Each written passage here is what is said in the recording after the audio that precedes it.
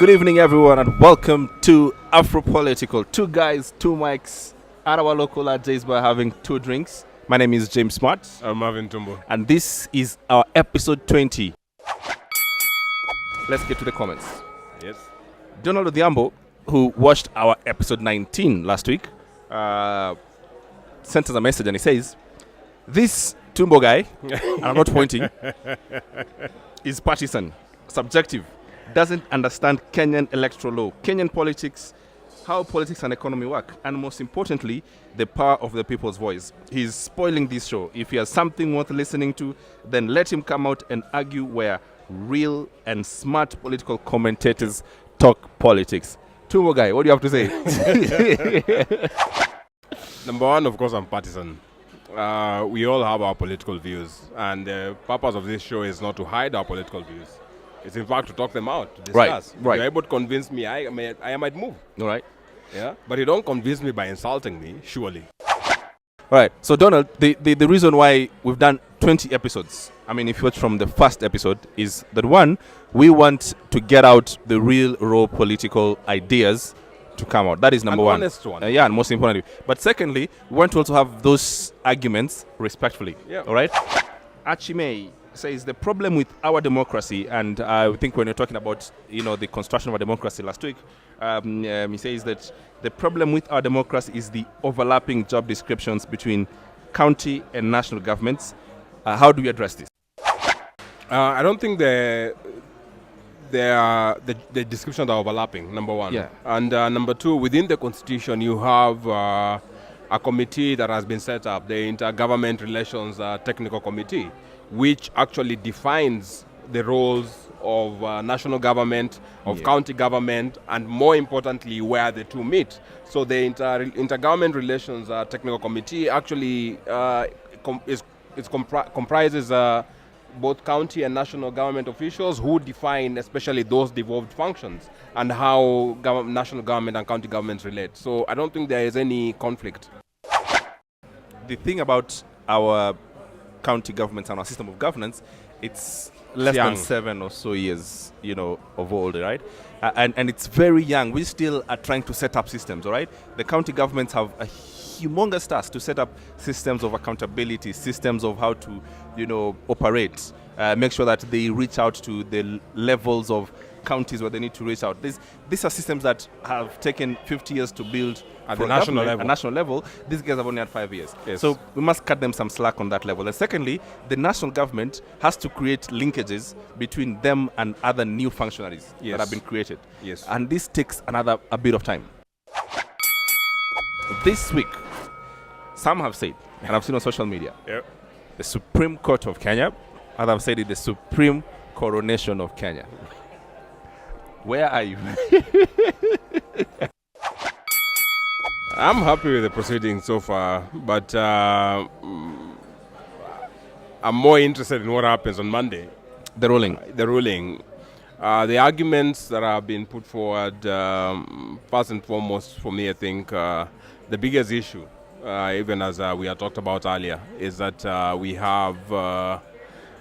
might have a nomination problem. Yes, the question of nomination. I think that's the biggest issue on the table, and I received a very interesting comment from my friend who said the arguments that have been made about nomination, which are the most important argument in this particular Supreme Court proceeding. Yeah. The issue is this: I don't think you have enough time constitutionally to conduct fresh nominations. The question of at what point was the electoral IEBC, the Independent Electoral Boundaries Commission, was supposed to start the cutoff for the elections, all right? So the nominations in IEBC's mind did not expire from June or thereabouts when they were conducted for this election. Yeah. And to buttress the point, the IEBC says, in fact, everyone who was duly nominated and sort of got into the threshold that we wanted and we certified, we made sure that we put them back on the ballot. Yes. That is argument's IBC point of view. Yeah. The opposing point of view is such that when the Supreme Court nullified the election on September the 1st, IBC should have started running the clock then. And with that, they had 21 days to sort of do fresh presidential nomination. But is that within the legal timelines to be able to do fresh nominations? Yes. So if you take it from the September the 1st, because there are two timelines here, right? There is the first, when, for instance, on Monday, when the Supreme Court gives a decision, it will not give a detailed judgment. It will just say, this is what the decision of the court is. And then in 21 days, they're going to give the reasoned judgment. Okay. Now, what we did in this country, we waited for the 21 days. But the clock starts running from September the 1st, not 21 days later. And what if the detailed judgment goes against?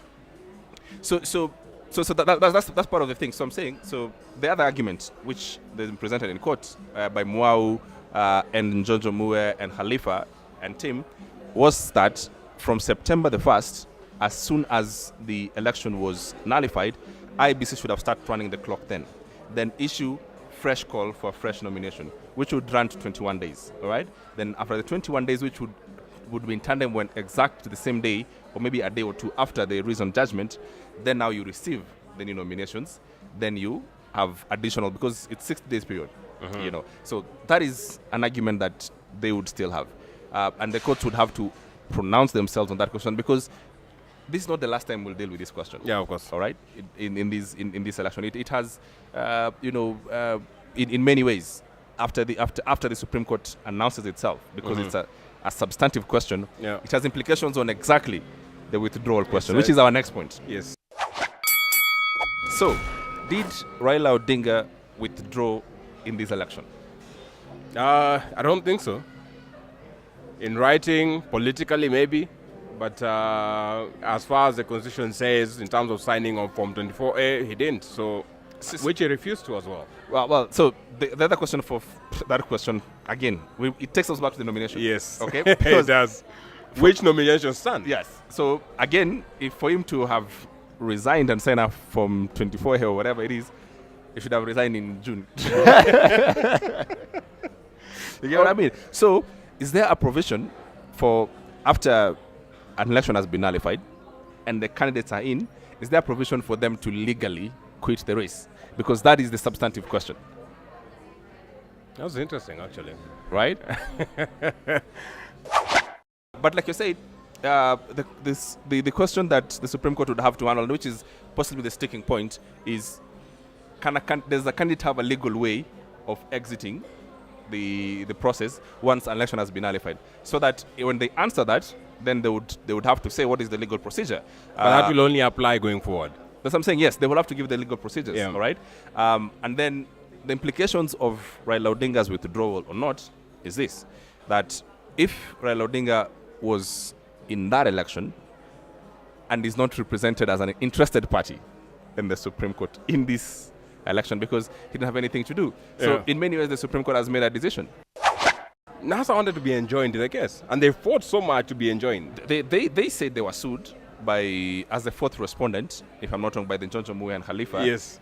They sued, I think, strategically, though. Yes, they sued Uhuru Kenyatta, IEBC, and the chairman of the IEBC, and Raila Odinga.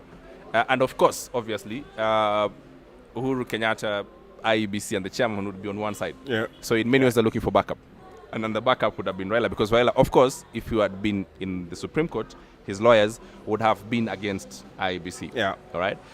So he's not the Supreme Court. What's the implication of that? Because it's not an interested party. So in many ways, Supreme Court has decided that he didn't participate in this election. No, it's just because they wanted to participate in the Supreme Court through the back door as a problem. Yeah. They were enjoined, and Judge Maraga said, look, you're not the suing party, so we don't see you are. But again, they are an interested party in that they want the elections nullified. Yeah. In that regard, they are still interested. It's not. It's neither here nor there. It's a political ploy. It's a game. All right, let's discuss what has happened in the Supreme Court the last 2 or so days or 3 days. So we've seen, first things first, what I've noticed is the Supreme Court has departed in one of their biggest sort of standpoints, ordering for scrutiny. in the September proceedings, the Supreme Court was very clear. They gave the petitioners then, which was Raila Odinga and Tim Kalonzo Musyoka, all the prayers for scrutiny. All right, albeit it was a read-only access. All right, which became a lot of problems much later, as we know it. Even IBC had read-only during the transmission. They could not change anything. They could. Yeah, and the servers were in Europe and were sleeping. Anyway, so this time, the Supreme Court didn't see the need to order for scrutiny of what the petitioners wanted. The petitioners were looking for KIMS kits and their geolocation. They're looking for loggings, all right, of the servers and all those things. They didn't get that. Why did you think that's the case? What they got was Form 34A, Form 34B, and Form 34, the original papers. So that is the first distinction from this. But why do you think that's the case? So in my view, I think that what Orengo convinced the judges on September was that there was a problem with the process. Okay, and the way to understand that the process was not followed is for us to let you know and look at the timestamps, okay, that were on the servers, to prove to you and prove to this court that the KIMS kits did not, give results to the servers at this time or whatever it is, because that is at the crux of their case.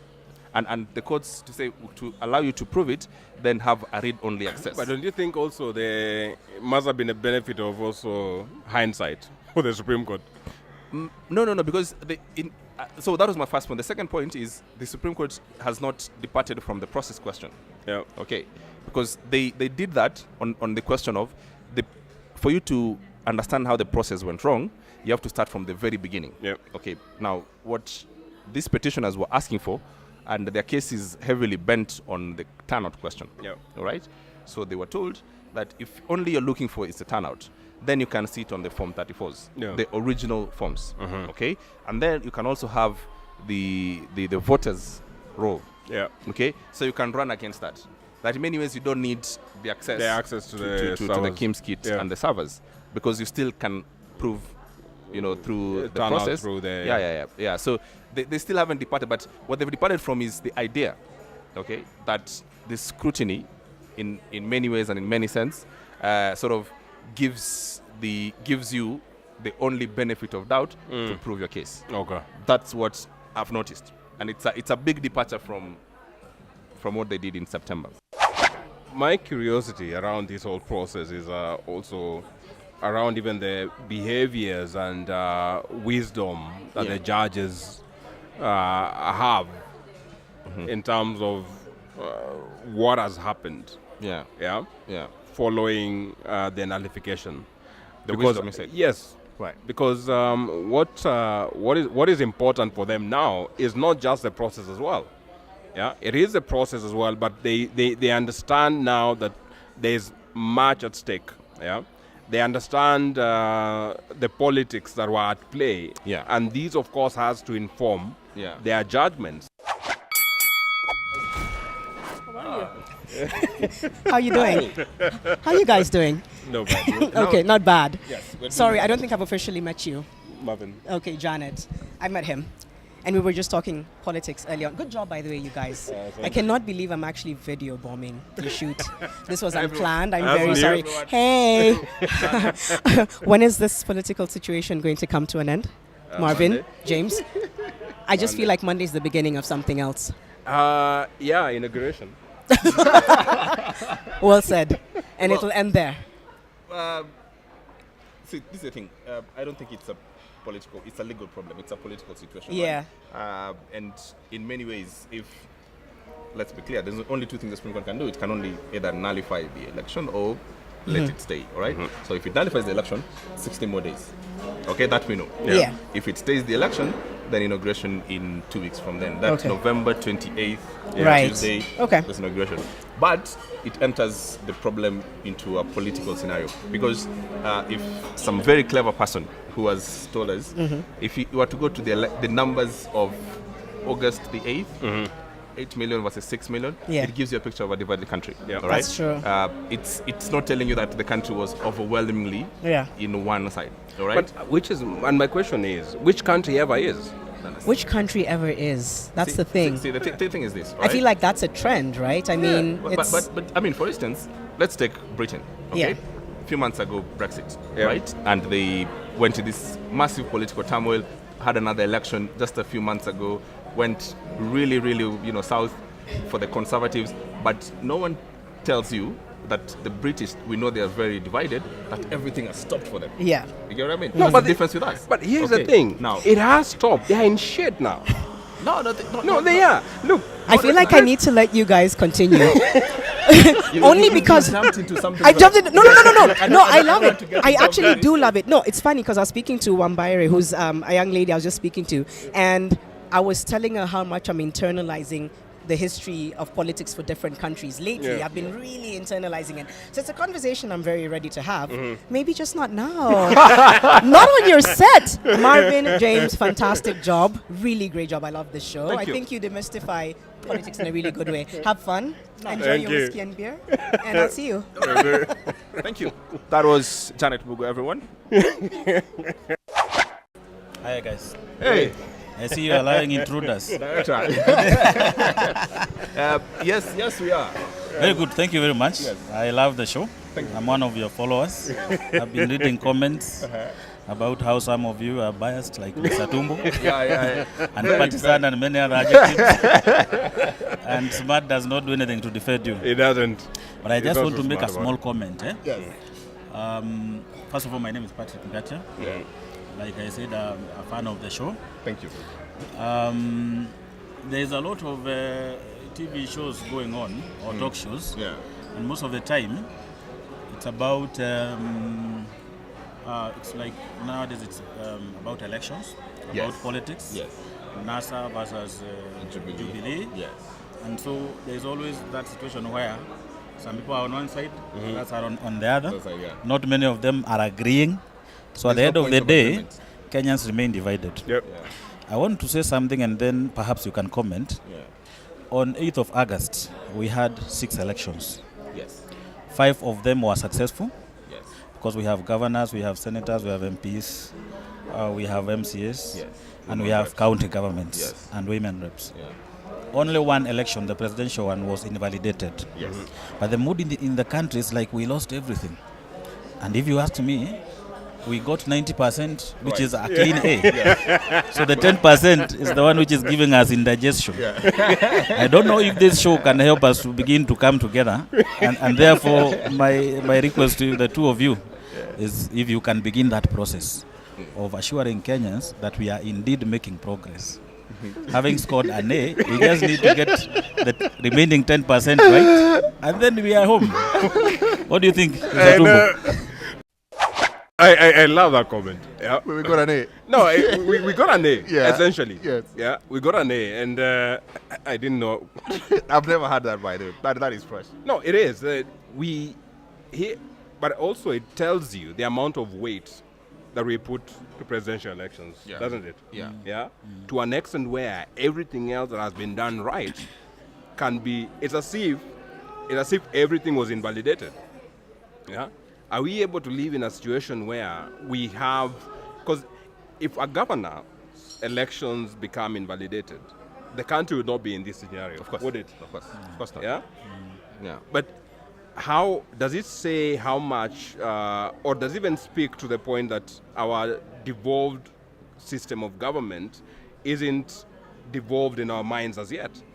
To an extent where we are so tied to the national government, even though our own county governments are functional, they are working, they have offices and whatnot. It hasn't reached there yet. But to add, I think, on what Patrick has brought to the table, I think is this, that I would personally, having had the 2 elections, right, from the August and then the one on the October 26th, what I saw on the 26th and what I saw on the August, I would have wanted this process to be divorced. All right? I would have wanted to have a separate election so that we elect every other person and then a separate election to also elect the president and all those things. And I think that will do certain things for us. But does that heal the situation that the director has put in? It will remove a lot of political potency that we put on the presidency alone. We have to get it right all through. Yeah. Okay, because if we separate it, it means we're going to do it on different days. Yeah. Okay, or different years or whatever, right? Yeah, yeah. I think But that's that a makes good it idea. more effective. Yes. But does it kill? No, it's a beginning process. A process for us Yeah. to say, because let me tell you, for instance, what happens. If we had an election maybe this in August, it would only be from governor going down, and then 2 years from now, we're going to have an election for the presidency. These parties would have to be alive and well and active for the next 2 years. Okay, both Jubilee and NASA. All right, because they belong. They have to. There's something else that is coming in 2 years. You know what I mean? Now, in 2 years, we have the presidency and whatnot. We'll be like, these people are already in office. Things are already happening. The country does not have to stop because we are having an election involving 4 individuals, essentially. But you know what is Because with interesting?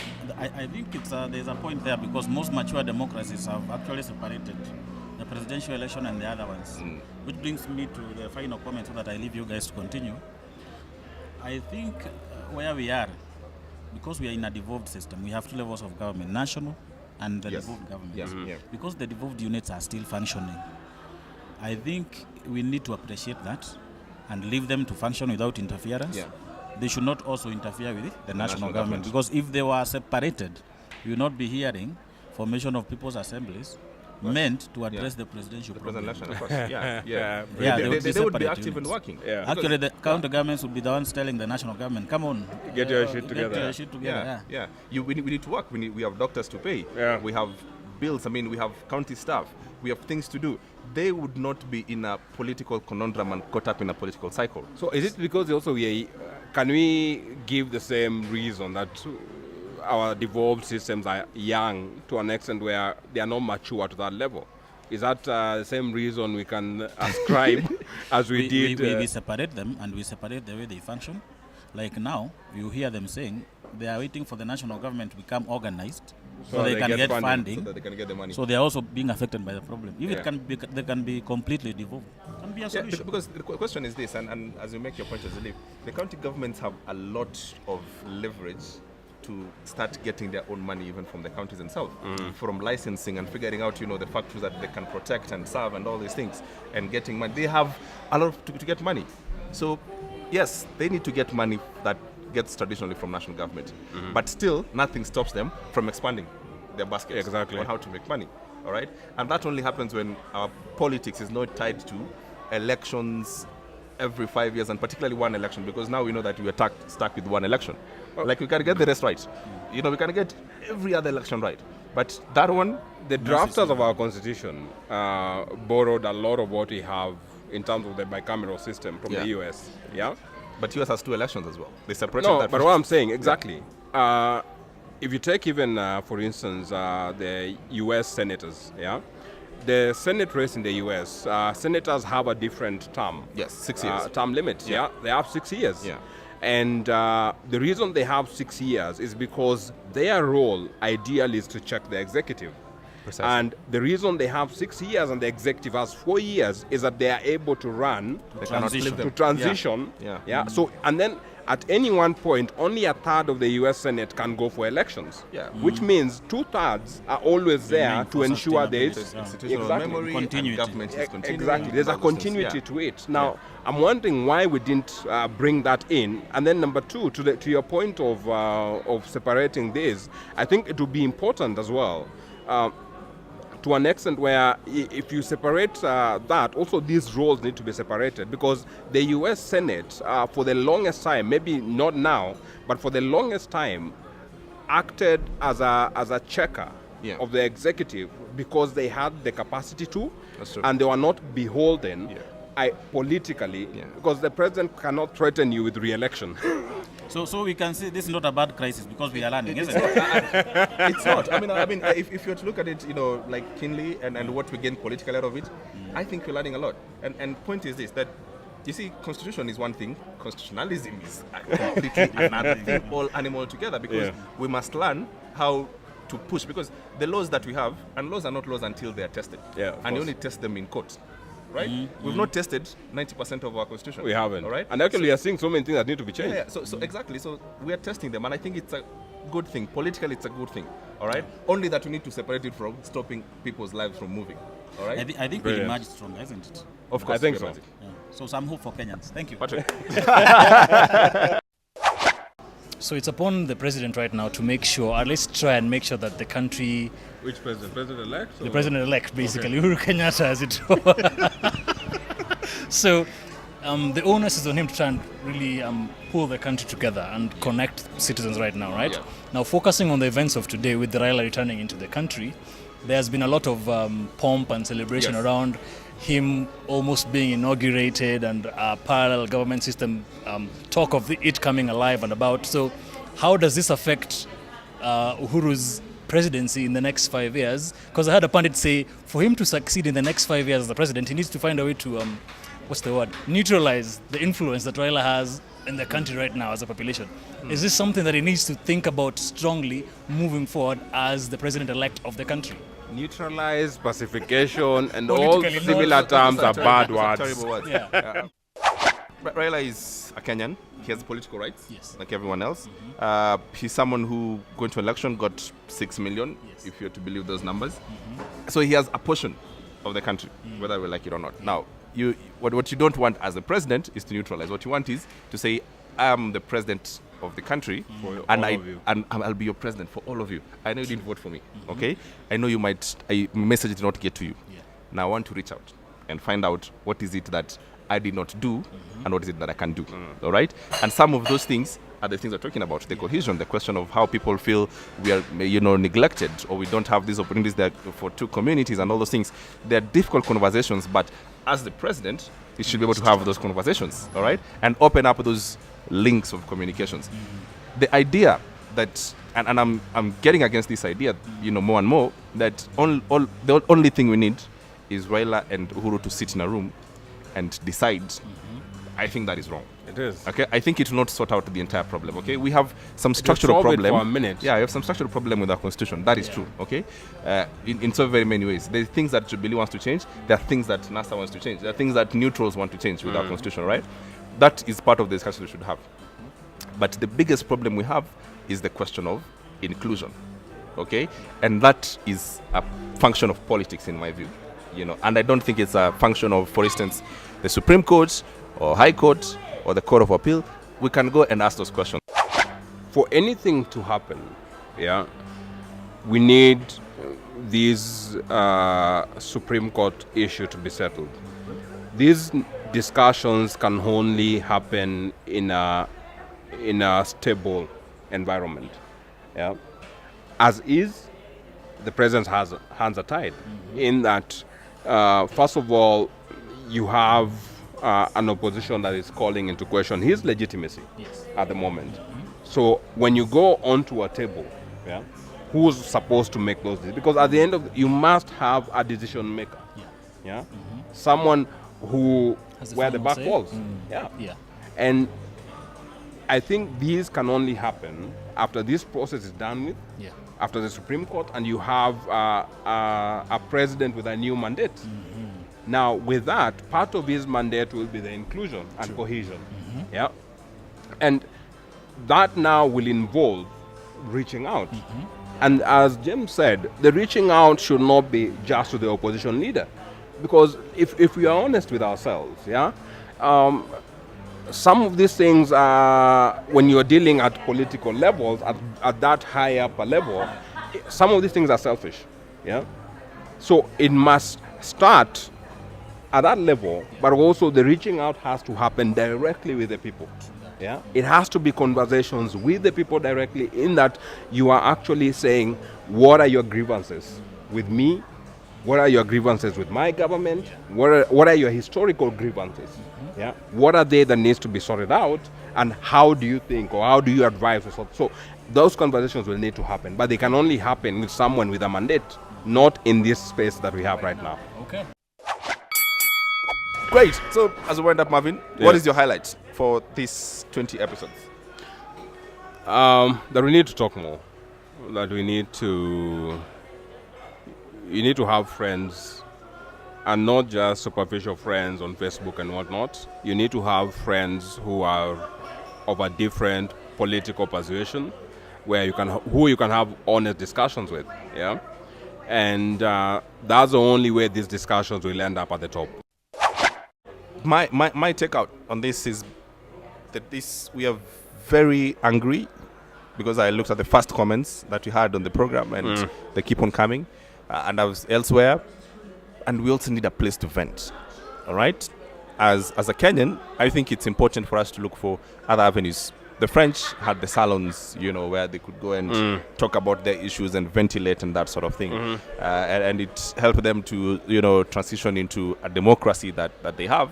The British had the industries and all these the coal mines and whatever, where they could go and all the workers put together the system that they have today, and Americans and that sort of thing.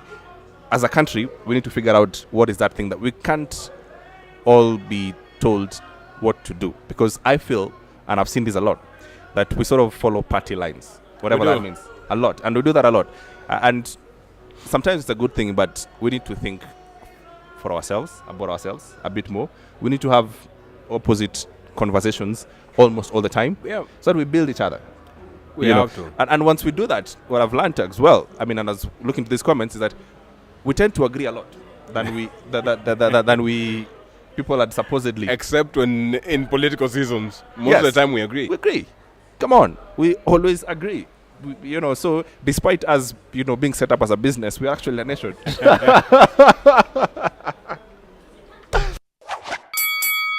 Ladies and gentlemen, it's been more than 20 hours of talk. Yeah. Hundreds of thousands of likes later. And thank you very much for dozens of your comments. We've loved each and every of your comment. We've enjoyed hanging out with you. We've enjoyed having these very difficult political discussions. But most importantly, we've just enjoyed making new friends with you guys. All right? Yeah. There's season 2 coming up. Bigger, better, different version. All right?